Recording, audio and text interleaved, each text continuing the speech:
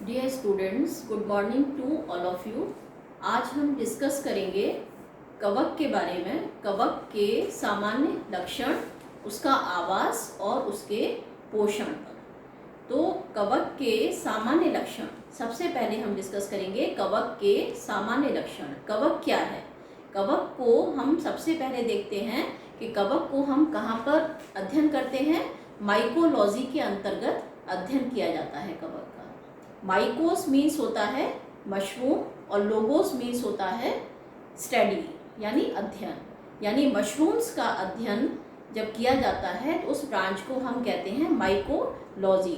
Fungi को पहले कवक ना कहकर मशरूम कहा जाता था, इसलिए इसका नाम जो था माइकोलॉजी रखा गया था। और माइकोलॉजी का जो अध्ययन करते हैं वो कहलाते हैं माइकोलॉजिस्ट। तो अब इसके हम सामान्य लक्षण पर आते हैं। सामान्य लक्षण में जो कवक हैं वो कैसे होते हैं, हेट्रोट्रॉफिक होते हैं। दो प्रकार होते हैं, एक होता है ऑटोट्रॉफिक यानी स्वपोषी और दूसरे होते हैं हेट्रोट्रॉफिक यानी विषमपोषी। तो ऑटोट्रॉफिक किन पौधों को हम कहते हैं, ऑटोट्रॉफिक जिनमें क्लोरोफिल पाया जाता है उनको हम ऑटोट्रॉफिक कहते हैं, और जिनमें क्लोरोफिल का अभाव होता है उनको हम विषमपोषी या हेट्रोट्रॉफिक कहते हैं। जिनमें क्लोरोफिल पाया जाता है यानी ऑटोट्रॉफिक स्वपोषी, उनमें फोटोसिंथेसिस के द्वारा पौधे जो हैं अपना भोजन बना सकते हैं। लेकिन विषमपोषी के अंतर्गत क्या होता है कि विषमपोषी में क्लोरोफिल का अभाव होने के कारण पौधे जो हैं या कवक जो हैं वो अपना भोजन स्वयं नहीं बना सकते हैं।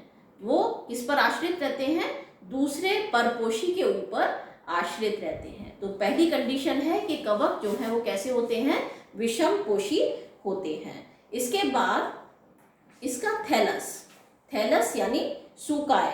सूकाय जो है ये एक कोशिकीय हो सकता है और बहुकोशिकीय भी हो सकता है। एक कोशिकीय में जो कवक आते हैं वो अमीबॉइडल टाइप के होते हैं या प्लाज्मोडियल टाइप के होते हैं, और बहुकोशिकीय में यह फिलामेंटस यानी तंतुमय होते हैं।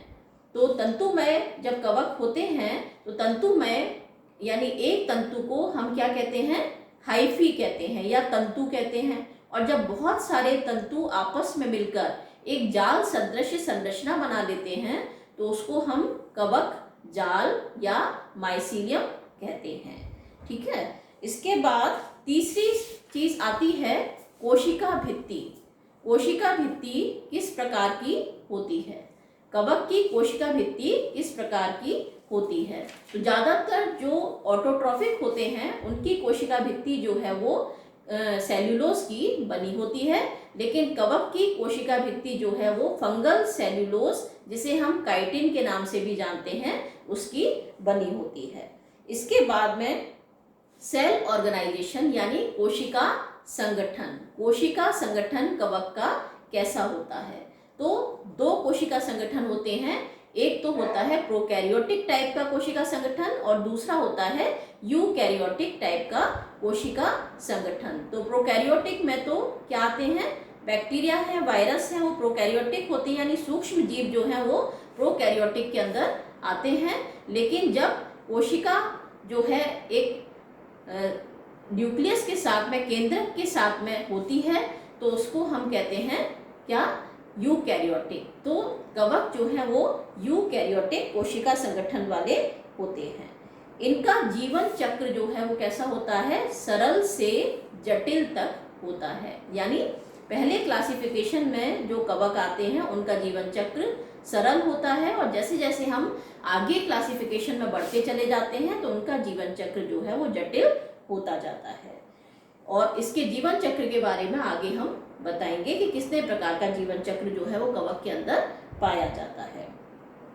इसके बाद में ये कवक कैसे होते हैं, ये कवक तीन प्रकार के होते हैं। एक तो होता है पैरासिटिक यानी परजीवी कवक, दूसरे होते हैं व्रतोपजीवी कवक, और तीसरे होते हैं सिम्बायोटिक कवक। तीन प्रकार पाए जाते हैं कवक में।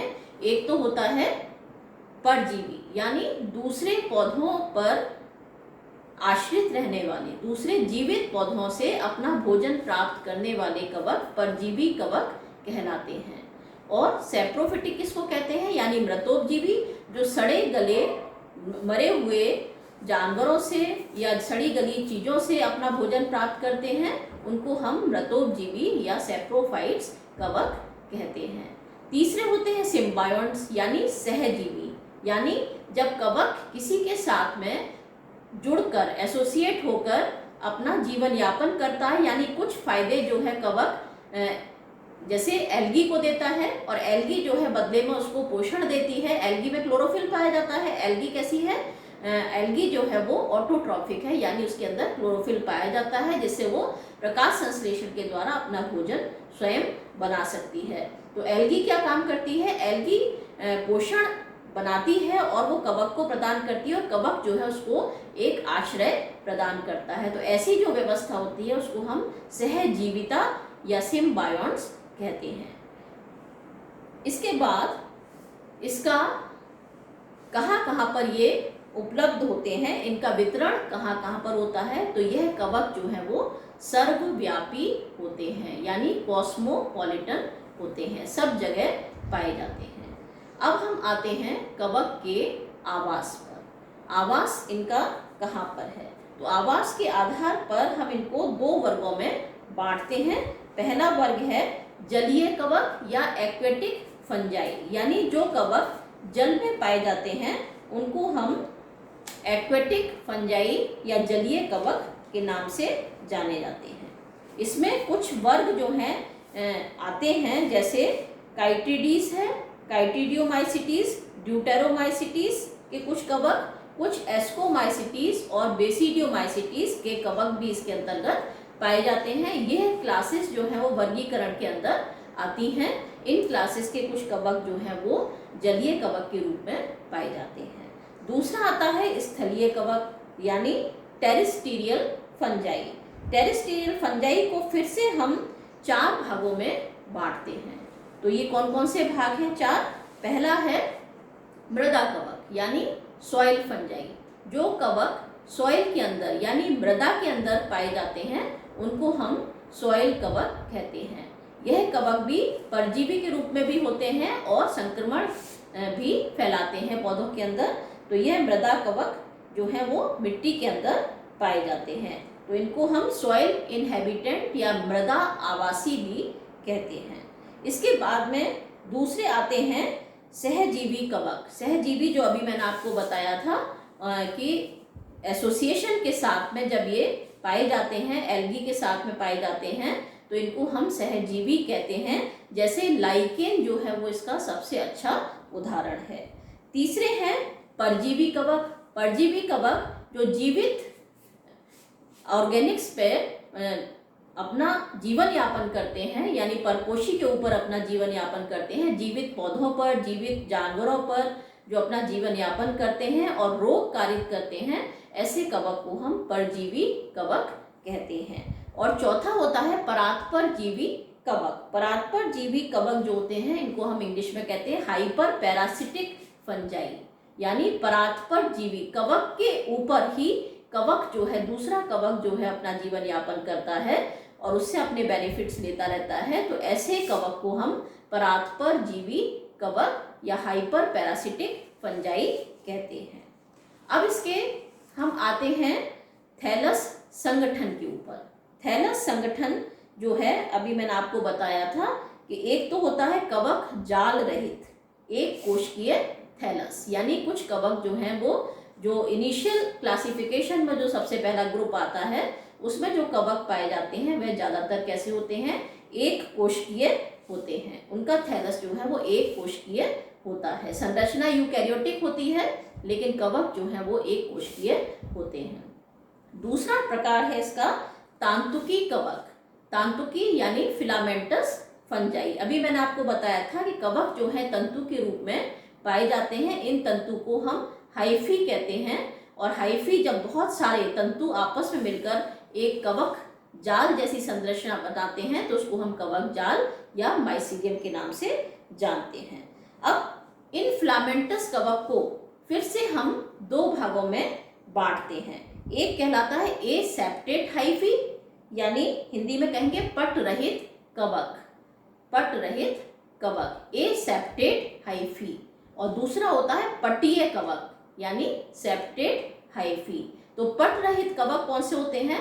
पट रहित कवक जो हैं उनमें किसी भी प्रकार के पट नहीं पाए जाते हैं, यानी फिलामेंट जो होता है उसके अंदर किसी भी प्रकार के पट या सेप्टा नहीं पाए जाते हैं। जो केंद्रक हैं वो जो हाइफी के अंदर जो है बिखरे हुए रहते हैं। ऐसी संरचना को हम क्या कहते हैं? सकेंद्रिक संरचना, यानी सिनोसिटिक संरचना कहते हैं। और दूसरा प्रकार है पटीय कवक, यानी सेप्टेट फंजाई, सेप्टेट फंजाई, यानी जिस फिलामेंट्स के अंदर पट पाए जाते हैं ऐसी फंजाई को हम सेप्टेट फंजाई या पटीय कवक कहते हैं। यानी तंतु जो है वो डिफरेंट सेल्स के अंदर डिवाइड हो जाता है, डिफरेंट उनके सेगमेंट्स बन जाते हैं, और इन सेगमेंट में या तो एक न्यूक्लियस हो सकता है या दो न्यूक्लियस हो सकते हैं या बहुत सारे न्यूक्लियस भी उसके अंदर हो सकते हैं। एक न्यूक्लियस को हम कहते हैं मोनोकैरियोटिक संरचना। क्या कहते हैं? मोनोकैरियोटिक। मोनो मीन्स होता है एक और कैरियन मीन्स होता है केंद्रक। तो मोनोकैरियोटिक केंद्रक कहा जाता है जब दो केंद्रक एक सेगमेंट के अंदर होते हैं, तो उसको हम कहते हैं डाइकैरियोटिक केंद्रक। डाई मीन्स द्वे और कैरियन मीन्स केंद्रक, यानी दो केंद्रक जो है वो यहाँ पर उपस्थित होते हैं। और मल्टीकैरियोटिक यानी बहुकेंद्रकीय संरचना, यानी बहुकेंद्रकीय बहुत सारे केंद्रक जब एक सेगमेंट के अंदर व्यवस्थित होते हैं तो उनको हम बहुकेंद्रकीय संरचना या मल्टीकैरियोटिक कहते हैं। अब हम डाइकैरियोटिक पर आते हैं, क्योंकि ज़्यादातर कवक में जो संरचना पाई जाती है वो डाइकैरियोटिक होती है, यानी दो केंद्रक पाए जाते हैं। अब फिर से इनको हम डिवाइड करते हैं। दो केंद्रक जो हैं वो दो तरह के भी हो सकते हैं या फिर दोनों केंद्रक जो हैं वो समान भी हो सकते हैं, यानी समान केंद्रक कहलाते हैं। होमोकैरियोटिक यानी एक समान, होमो मीन्स होता है समान और कैरियन मीन्स होता है केंद्रक। तो क्या कहलाती है संरचना? होमोकैरियोटिक कहलाती है। और यदि केंद्रक विषम होते हैं, असमान होते हैं, दो प्रकार के होते हैं, तो उसे हम कहते हैं हेट्रोकैरियोटिक। हेट्रो मीन्स होता है विषम और कैरियन मीन्स होता है केंद्रक। तो हेट्रोकैरियोटिक संरचना। तो इस प्रकार से हम इनको दो भागों में बांट सकते हैं। अब यहाँ पर जो सेप्टेट हाइफी हैं उसमें विभिन्न प्रकार के पट पाए जाते हैं, यानी सेप्टा पाए जाते हैं। तो सेप्टा जो हैं वो कितने प्रकार के होते हैं? यह सेप्टा 4 प्रकार के होते हैं। पहला सेप्टा है ठोस पट, यानी सॉलिड सेप्टा, है ना। दूसरा है छिद्रित पट, यानी परफोरेटेड सेप्टा। और तीसरा है बॉर्डर पिट टाइप सेप्टा, है ना, परिवेशित गर्तनुमा पट। और चौथा होता है डॉलीपोर सेप्टा। इसका मैं अलग से आपको एक वीडियो बनाऊंगी जिसमें इसको डिस्क्राइब करूंगी, और इसके साथ ही आप जो है एक किताब के अंदर इन सेप्टा को पढ़ेंगे, अपने आप में इनके चित्र लिखेंगे। इस पर एक शॉर्ट नोट जो है वो आता है।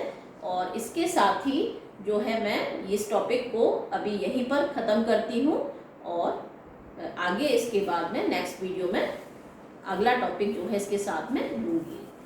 Thank you.